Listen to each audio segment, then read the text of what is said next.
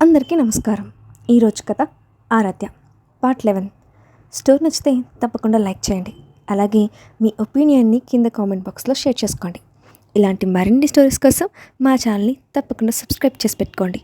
ఇక స్టోరీలోకి వెళ్తే, మంచం మీద అలా పడుకొని శూన్యంగా పైకప్పు వైపు చూస్తూ ఉండిపోయింది ఆరాధ్య.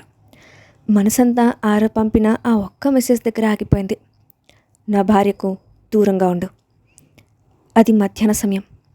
ఇల్లంతా నిశ్శబ్దంగా ఉంది. ఎవరి గదుల్లో వాళ్ళు ఉన్నారు. కానీ నా గుండె మాత్రం ఇంకా కొట్టుకుంటూనే ఉంది. గతంలో ఆయన ప్రవర్తించిన తీరు గుర్తొచ్చి ఇప్పటికీ మనసు వెలువెల్లాడుతోంది.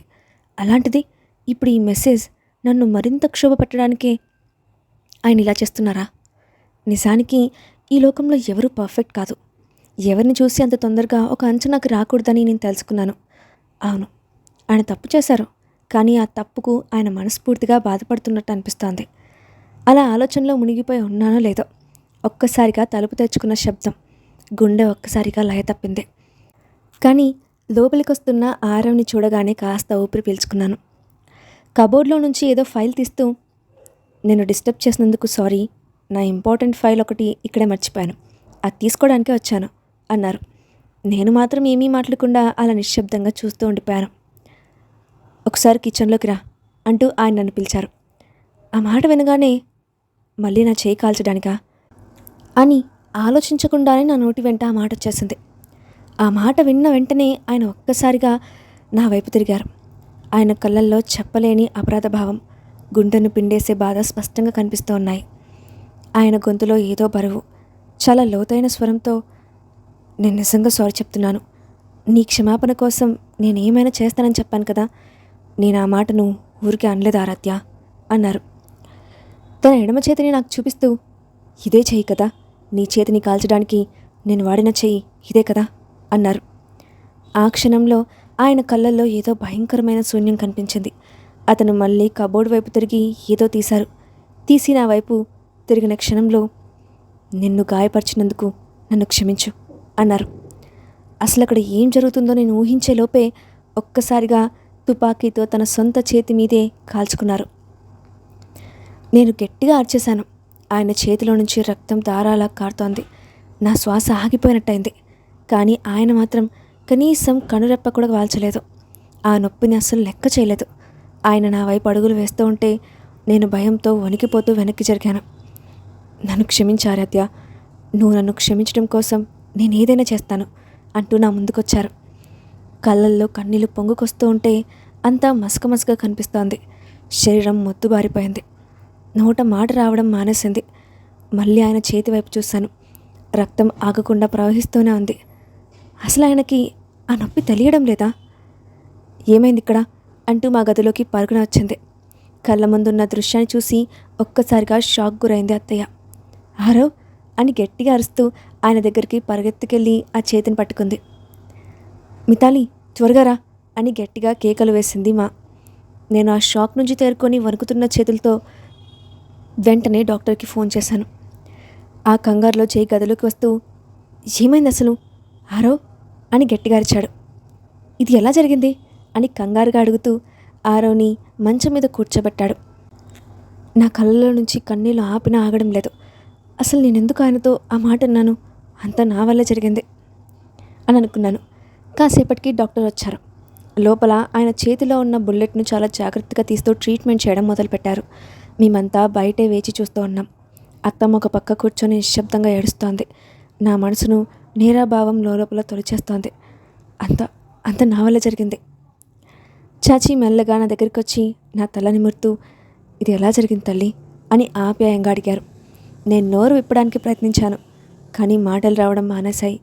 కేవలం కన్నీళ్లు మాత్రమే సమాధానంగా మిగిలాయి. చివరికి డాక్టర్ గదిలో నుంచి బయటకు వచ్చారు. కంగారు పడాల్సిందేమీ లేదు. బుల్లెట్ అంత లోపలికి వెళ్ళలేదు కాబట్టి మేజర్ డ్యామేజ్ ఏం కాలేదు. కానీ నొప్పి మాత్రం చాలా ఎక్కువగా ఉంటుంది. ఈ మెడిసిన్స్ టైంకి వేసుకునేలా చూసుకోండి అంటూ ప్రిస్క్రిప్షన్ చేతిలో పెట్టారు. అత్తమ్మ పిన్ని ఇద్దరూ లోపలికి వెళ్ళారు. కానీ నేను మాత్రం బయటే ఉండిపోయాను. ఆయన ముఖం చూసే ధైర్యం నాకు లేదు. ఆయన నా చేతిని కొద్దిగా మాత్రమే కాల్చారు.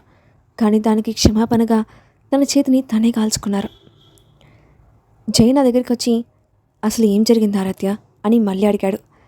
నా తలపై చేయి పెట్టగానే నా దుఃఖం ఆపుకోలేకపోయాను. ఏడుస్తూనే జరిగిందంతా అతనికి చెప్పేశాను.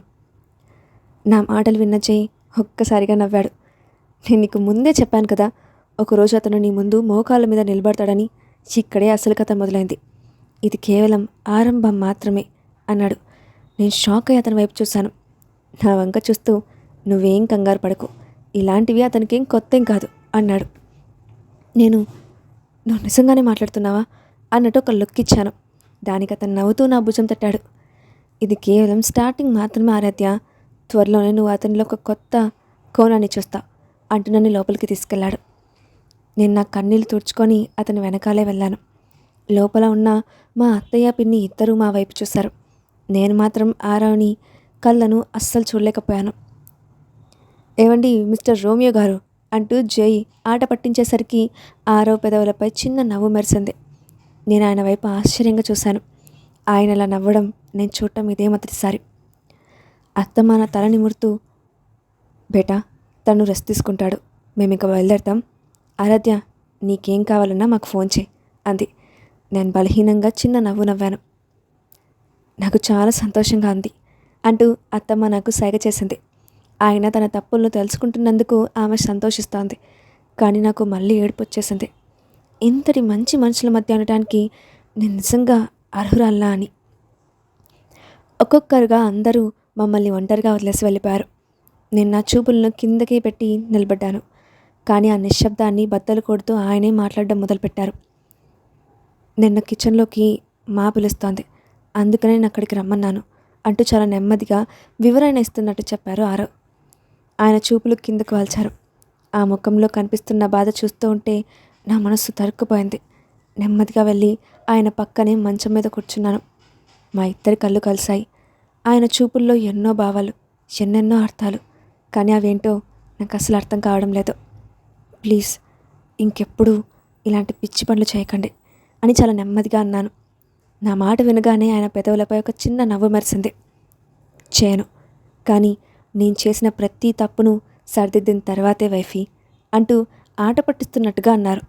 ఆ మాట వినగానే నాలో ఏదో తెలియని అలజడి, బుగ్గలు ఒక్కసారిగా సిగ్గుతో ఎర్రబడ్డపోయాయి. కాసేపు విశ్రాంతి తీసుకోండి అని నాలోని కంగారును దాచుకుంటూ అన్నాను. ఆయన తలూపి మంచం మీద నుంచి లేవబోయారు. ఎక్కడికి వెళ్తున్నారు అని అడిగాను. నువ్వు ఇక్కడ పడుకో, నేను వెళ్ళి ఆ సోఫాలో పడుకుంటాను అన్నారు ఆయన. వద్దు, ఈ మంచం ఇద్దరికీ సరిపోతుంది, మరి ఇక్కడే పడుకోండి, నేను రెండో వైపు సర్దుకుంటాను, నాకేం ఇబ్బంది లేదు అని చెప్పాను. ఆయన నా వైపు నమ్మలేనట్టుగా చూశారు.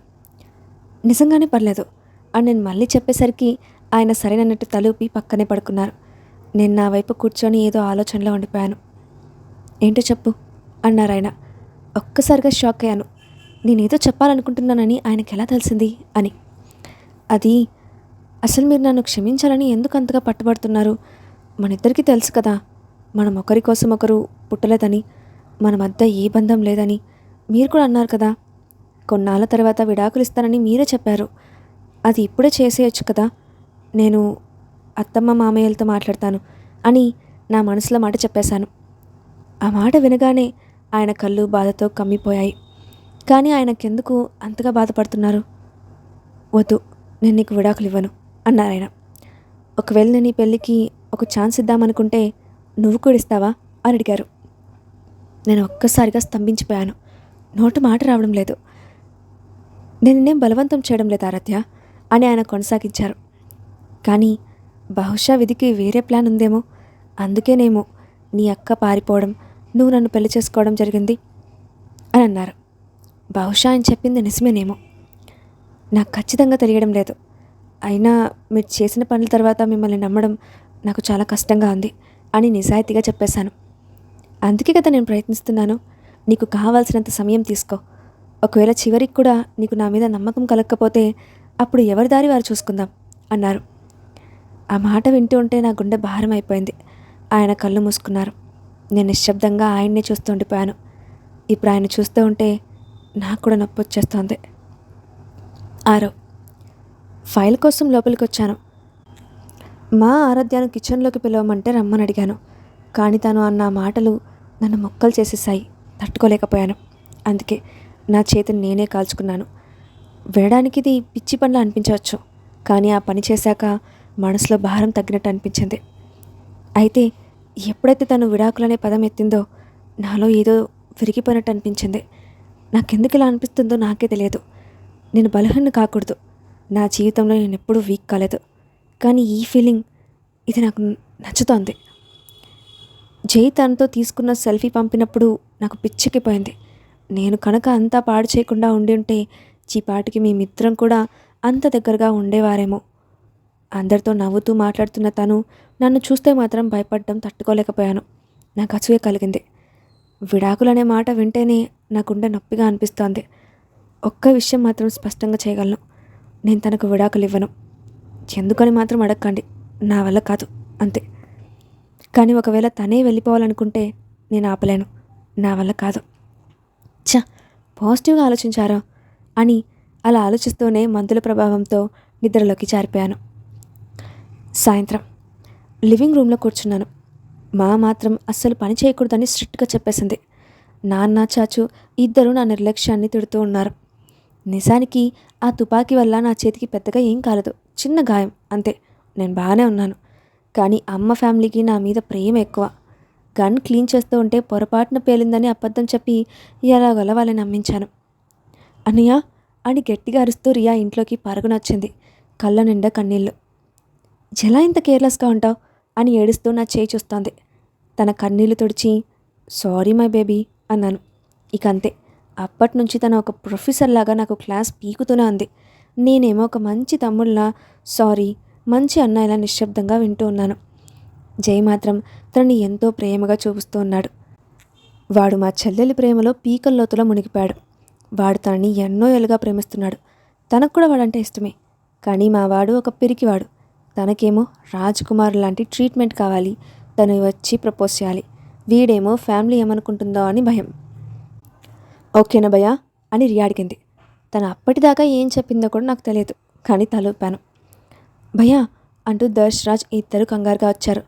అబ్బా, వీళ్ళని ఎలా మర్చిపోయాను, నా చిన్న తమ్ముళ్ళు. సారీరా, నాది తప్పు, ప్లీజ్ ఇక క్లాసులు పీక్కండి అని అన్నాను. వాళ్ళేమో నన్ను బుజ్జిగా కోపంగా చూస్తున్నారు. నా కళ్ళు మాత్రం కిచెన్లో ఉన్న ఆరాధ్య కోసం వెతుకుతూ ఉన్నాయి. తను దేని గురించి ఆలోచిస్తూ చాలా అందంగా కనిపిస్తోంది. నిజంగానే నేను తన్ని పొగుడుతున్నానా? ఆరవ్, నువ్వు మారిపోతున్నావురా అని నా అంతరాత్మ అనింది. డిన్నర్ పూర్తయింది. ఇప్పుడు మేమంతా అంటే ఇంట్లోని యూత్ అంతా గార్డెన్లో చేతిలో కాఫీ కప్పులతో కూర్చున్నాం. లోకాభిరామాయణం మాట్లాడుకుంటూ అలా కాలక్షేపం చేస్తూ ఉన్నాం. బాబీ, వచ్చే వారం నుంచే కదా నీకు కాలేజ్ స్టార్ట్ అయ్యేది అని రాజ్ అడిగాడు. తను ఎంతో సంతోషంగా తలూపింది. అప్పుడే జై మధ్యలోకి అందుకొని నేను కూడా ఎల్లుండి నుండి ఆఫీస్లో జాయిన్ అయిపోతున్నాను అని అనౌన్స్ చేశాడు. దాష్ వెళ్ళి జైని పక్క నుంచి గట్టిగా హక్ చేసుకుంటూ ప్లీజ్ జై భయ్యా, మాతోనే ఉండిపోరాదా, నువ్వు ఉంటే ఎంత బాగుంటుందో తెలుసా అని బ్రతిమలాడడం మొదలుపెట్టాడు. నాకు ఉండాలనే ఉందిరా, కానీ ఇక్కడ ఒకరికి నేను ఉండటం అస్సలు ఇష్టం లేదన్నట్టుంది అంటూ వాడు రియా వైపు ఒక లుక్ ఇచ్చాడు. రియా వెంటనే చూపులు తిప్పేసుకుని కిందకు చూసింది. పరిస్థితి గమనించిన వాడు వెంటనే కవర్ చేస్తూ అంటే బువాకి ఇష్టం లేదని నా ఉద్దేశం, నేను ఇక్కడ ఉండటం ఆమెకు నచ్చదు అని మాట మార్చాడు. నేను వెంటనే గంభీరంగా వాడెక్కడికి వెళ్ళడం లేదు, ఇక్కడే ఉంటాను అని నొక్కి చెప్పాను. జై నా వైపు కోపంగా చూశాడు. చూద్దాం చూద్దాం అంటూ వాడు నాకు ఛాలెంజ్ ఇస్తాడు. రేపు సండే కదా, మనమంతా ఎక్కడికైనా బయటికి వెళ్దామా అని రియా ఐడియా ఇచ్చింది. అంతే, దర్శ్ రాజ్ ఇద్దరూ ఎక్సైట్మెంట్తో గాల్లోకి ఎగిరారు. అవును భయ్యా, వెళ్దాం, చాలా రోజులైంది.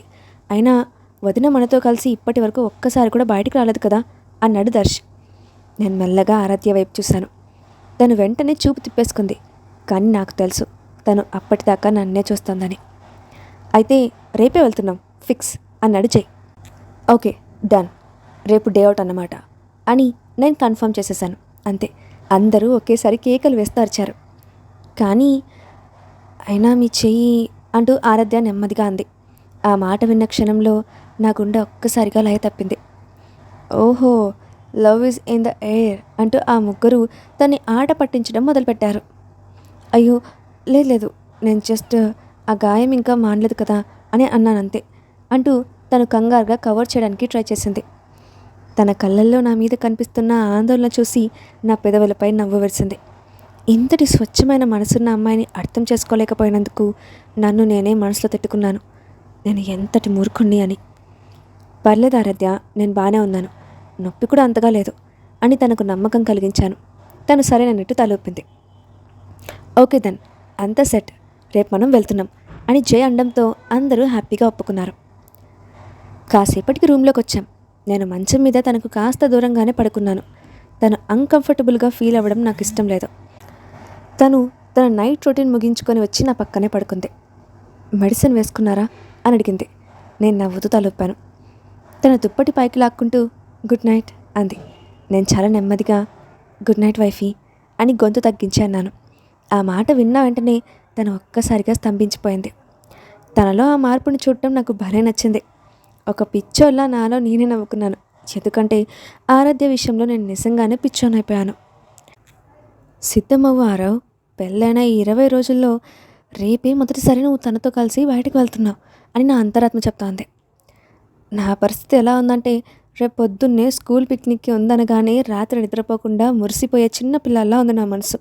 నా పిచ్చి ఆలోచనలకి నేనే తల ఊపుకుంటూ నెమ్మదిగా కళ్ళు మూసుకొని కలల లోకంలోకి జారుకున్నాను. ఇప్పుడే అసలు కథ మొదలైంది అని జయ అన్నాడు కదా, మరి ఆరవ్లో చూపించబోయే ఆ సరికొత్త కోణం ఏమై ఉంటుంది? నెక్స్ట్ పాటలో చూద్దాం. Thanks for watching.